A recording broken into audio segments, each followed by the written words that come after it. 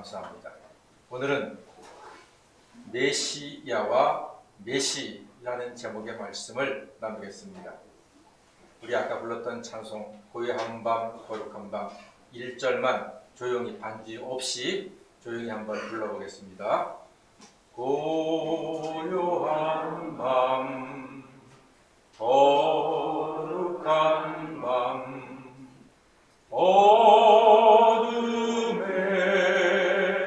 묻힌 밤 주의 부모 앉아서 감사 기도 드릴 때 아기 잘도 잔다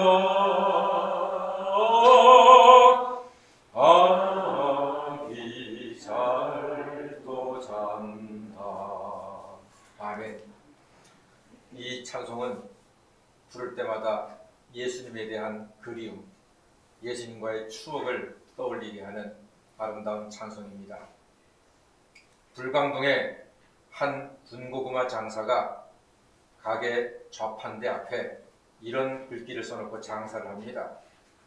고요한 밤 3,000원, 거룩한 밤 5,000원, 주 예수 나신 밤 10,000원, 어둠에 묻힌 밤 1,000원. 어느 밤이 가장 귀하고 맛있을까요?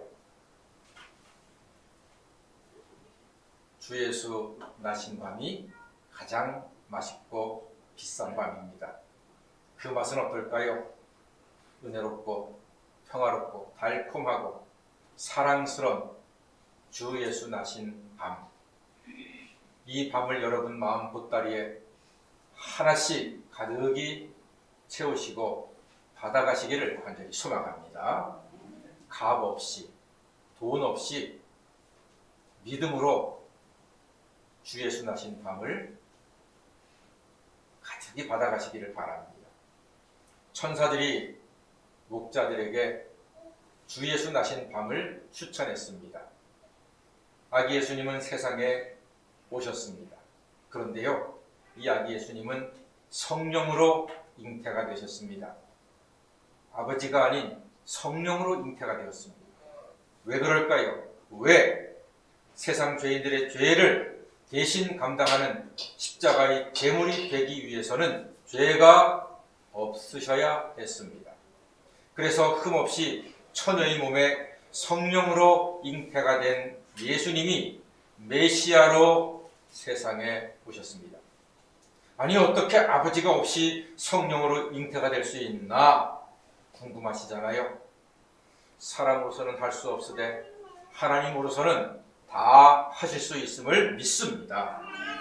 하나님은 천지를 창조하셨고요, 홍해를 마른 땅으로 건너게 하셨으며 반석에 물이 나게 하셨고 문둥병자를 낫게 하시고 죽은 자를 일으키시고 기근과 홍수까지도 다 주관하시는 능력의 하나님이십니다.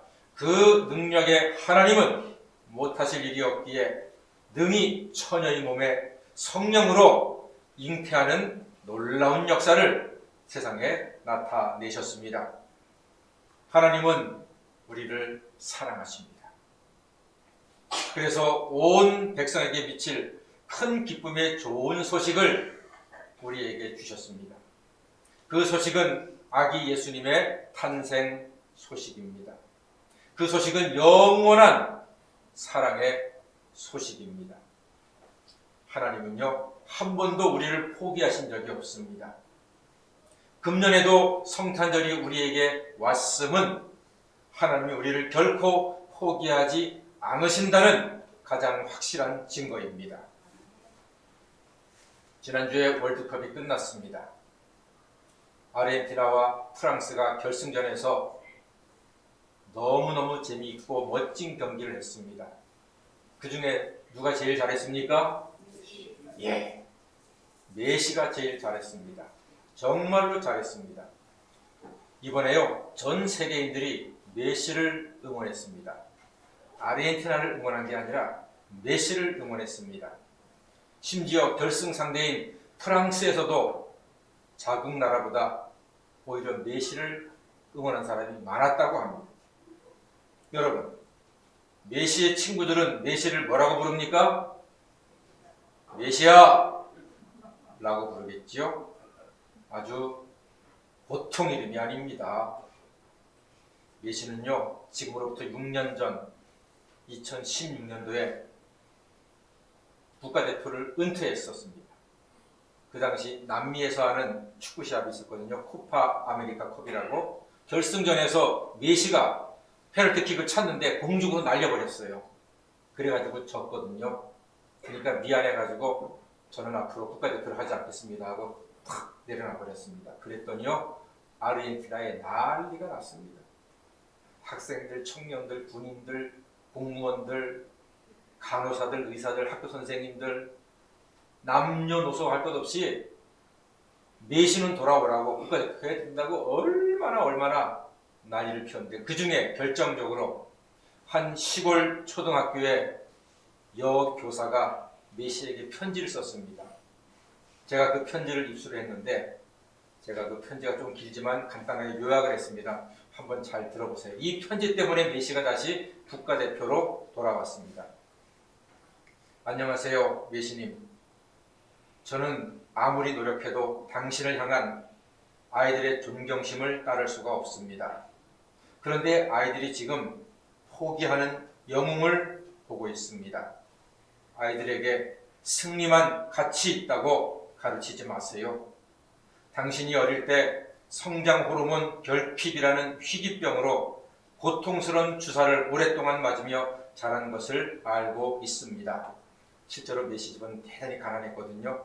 근데 호르몬 주사는 하루에 100만 원 이상이 들어가는, 보통 사람은 감당할 수 없는 주사거든요. 하루에 3번을 맞아야 돼요. 여러 해 동안 감당을 못하니까 스페인에서 메시가 축구를 잘하는 줄 알고 데려가서 치료비를 대줬습니다. 그래서 150이던 키가 쑥쑥 커가지고서 지금 저하고 똑같은 키가 되었습니다. 그러니까 제가 절대로 작은 키가 아니란 사실을 기억하시기 바랍니다. 자, 계속 읽겠습니다. 당신이 졌다고 포기하면 어렵게 살아가는 많은 사람들은 인생의 가치를 상실할 것입니다. 저는 당신이 한 골을 위해 수천 번 연습하는 것을 알고 있습니다. 대표팀을 떠나지 마세요. 아이들에게 2등은 패배고 경기에 지면 끝이라고 가르치지 말아주세요. 결과에 관계없이 사랑하고 좋아하는 일을 행복하게 하는 것이 가장 위대한 승리임을 꼭 보여주십시오. 비알레 초등학교 교사 요한나 폭스. 이 편지를 메시가 읽고 마음을 바꾸어서 다시 국가대표로 복귀했습니다. 6주 만에. 그리고 드디어 포기하지 않았던 메시가 세계 최고가 되었습니다. 지금 많은 세계인들과 청소년들에게 희망과 기쁨의 전령이 되고 있습니다. 왠지 모르게 저도 이 스토리를 알고서 축구를 보니까요, 메시가 더 좋아지고 더 존경스러워지고 뭔가 힘이 나는 듯한 그런 느낌을 받습니다. 많은 사람들이 그렇게 힘을 얻습니다. 사랑하는 여러분, 사랑의 하나님은 세상을 포기하지 않으셨습니다. 하나님은 우리 한 사람 한 사람도 끝까지 결단코 포기하지 아니하시고 사랑의 손길로 붙잡아 주실 줄 믿습니다. 이 세상은 전쟁도 있습니다. 테러도 있습니다. 자연은 파괴되고 있습니다. 인간의 욕심으로 세상은 혼란해지고 있습니다. 갈등도 많습니다. 미움도 많습니다. 어떤 나라는 하루에 버려지는 음식량이 수만 톤인데 어떤 나라는 먹을 것이 없어서 굶어 죽는 사람들이 하루에 수천 명입니다.